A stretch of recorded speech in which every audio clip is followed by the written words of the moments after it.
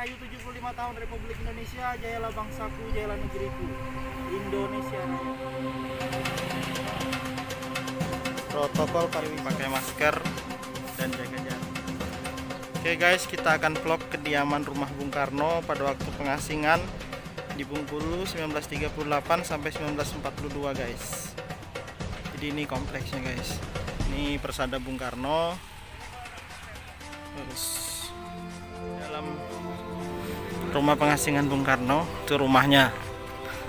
Jadi ini halaman cukup luas. Itu persada Bung Karno yang baru saja dibangun. Di sebelah juga kompleks persada Bung Karno. Di sinilah tempat Bung Karno diasingkan 1938 sampai 1942 oleh pemerintah Hindia Belanda. Ini hari Minggu guys, agak sedikit ramai, tapi ya karena masih COVID-19, masih dengan protokol kesehatan. Pengunjung juga disuhu ya. Jadi disinilah Bung Karno setelah diasingkan di ND, kemudian dilanjutkan dibuang ke Bengkulu, dan beliau tinggal di rumah ini guys. Kalau berkunjung Bengkulu wajib untuk datang ke rumah pengasingan Bung Karno di Anggut ya. Ketemu lagi di channel YouTube Debbie Yahya Warman. Kali ini saya ada di rumah pengasingan Bung Karno. Jadi beliau diasingkan di Bengkulu, di rumahnya dari tahun 1938 sampai 1942 oleh pemerintah Hindia Belanda. Jadi selama di Bengkulu inilah, di rumah ini beliau memikirkan tentang besar negara dan bentuk Republik Indonesia. Guys, jangan lupa berkunjung ke Bengkulu, jangan lupa kunjungi rumah pengasingan Bung Karno. Karena Provinsi Bengkulu cukup andil di dalam kemerdekaan negara Republik Indonesia. Dirgahayu Republik Indonesia yang ke-75. Jayalah bangsaku, jayalah negeriku. Guys, masih di taman halaman depan. Ya.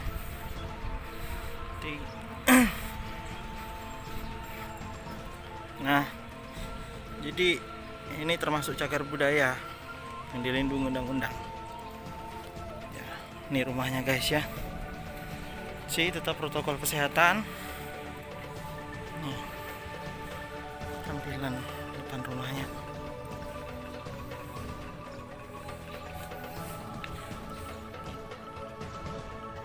Dibuat Hasan, rumah pengasingan proklamator kemerdekaan Republik Indonesia. Ini rumahnya guys. Masuk ke dalam, langsung ruang tamu.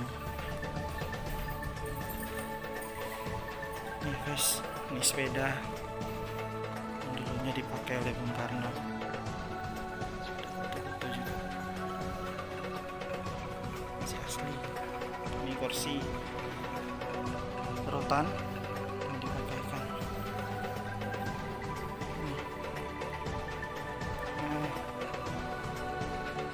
Eksibisi Bung Karno hampir setiap hari menerima tamunya di sini.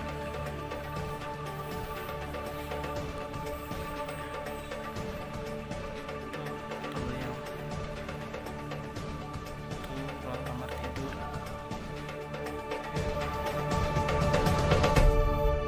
Ini sahabat-sahabat pelipur keterasingan beliau.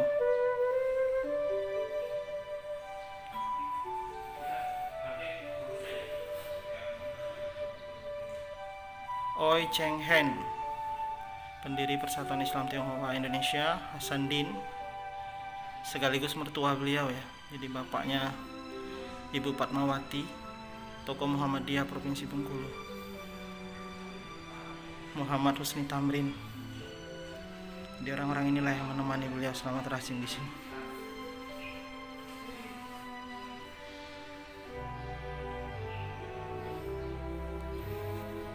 Asli guys. Oke, ini kamar tidur tamu ya. Bung Karno juga selalu buku-bukunya ya guys.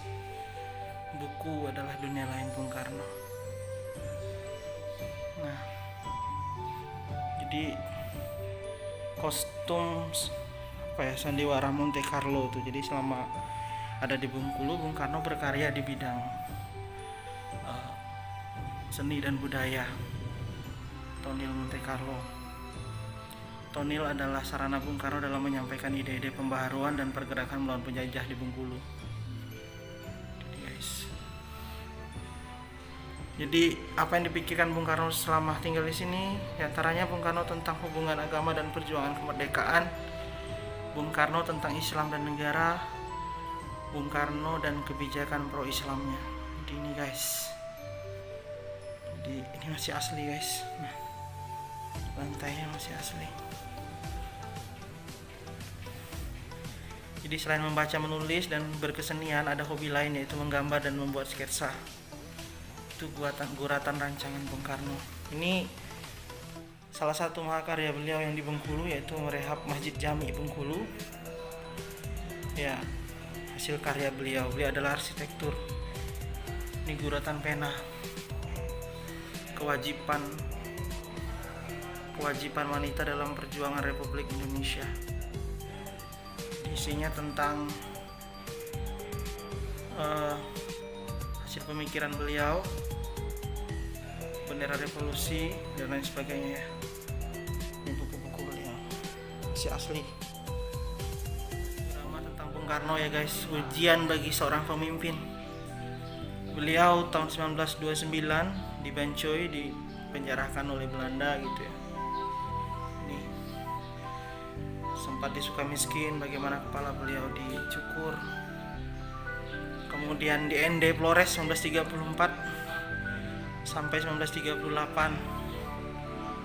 Nah, dan terakhir di Bengkulu 1938 1942. Ini perjalanan diorama perjuangan beliau dibuang oleh kolonialis. Terus lagi dan Parapat 1948. Kemudian dibuang lagi di Muntok 1949. Bangka ya. Nih masih buku-buku beliau ya guys. Nah, ini surat kepada Gubernur Jenderal Hindia Belanda yang Buitenjob Bogor tanggal 22 Juli 1940 tentang permohonan kenaikan uang tunjangan terhadap Insinyur Soekarno dan keluarga selama masa diasingkan di Bengkulu. Masih asli guys. Nah, surat biaya perjalanan, surat asisten Residen Flores kepada Residen Timor tentang biaya perjalanan Insinyur Soekarno bersama Ribuga, Musin, dan Ima dari ND menuju Bengkulu. Perjuangan sang proklamator tak bisa dibungkam. Cipto Mangunkusumo Muhammad Hatta, Dois Dekar, pemimpin bangsa yang juga ikut terbuang dalam memperjuangkan Republik Indonesia, dan Soekarti atau Kartika. Ini anak angkat beliau ya guys. Nih kata-kata Bung Karno yang sangat menginspirasi ya guys. Beri aku 1000 orang tua, nih saya akan kucabut Semeru dari akarnya. Beri aku 10 pemuda, nih saya akan kuguncangkan dunia.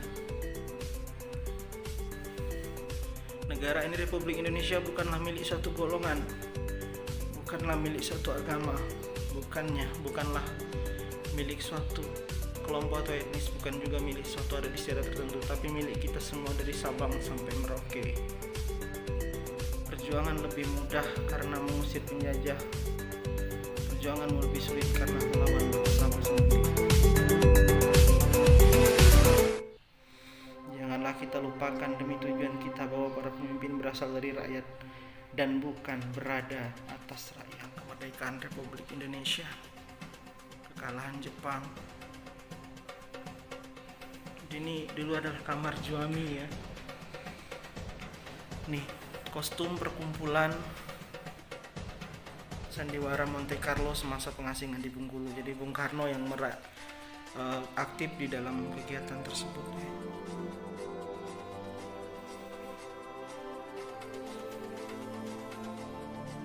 Oke, Bung Karno dan Ibu Inggit Ganarsi, istri beliau ya, ketika diasingkan di Bengkulu.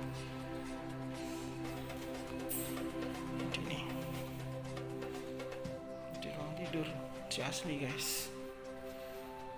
Saksi bisu ketika Bung Karno diasingkan di Bengkulu. Bu Inggit adalah istri beliau ya guys, sebelum Ibu Fatmawati. Ini beliau. Jadi rumah ini menyimpan sejarah panjang tentang perjalanan sang proklamator di Bengkulu guys. Ini foto Bung Karno, Inggit Ganasih, Soekarno, dan Ratna Juami. Pak Juami ini anak angkat beliau ya guys, karena beliau dengan Ibu Inggit belum memiliki keturunan.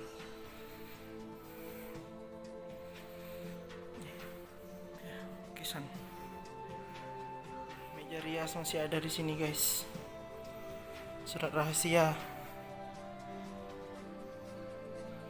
Presiden Bengkulu kepada Gubernur Sumatera tentang penjelasan pengiriman sejumlah uang setiap bulan oleh Insinyur Soekarno untuk anak angkatnya Ratna Jumilah di Bandung. Guys, ini adalah lukisan Ibu Fatmawati ya guys. Cantik sekali beliau.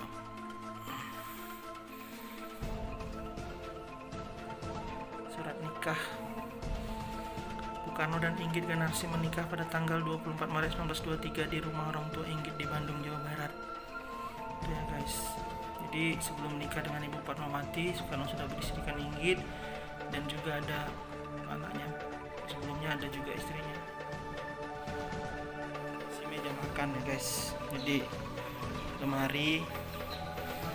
lemari kabat ini yang pernah dipergunakan keluarga Bung Karno semasa dalam pengasingan. Jadi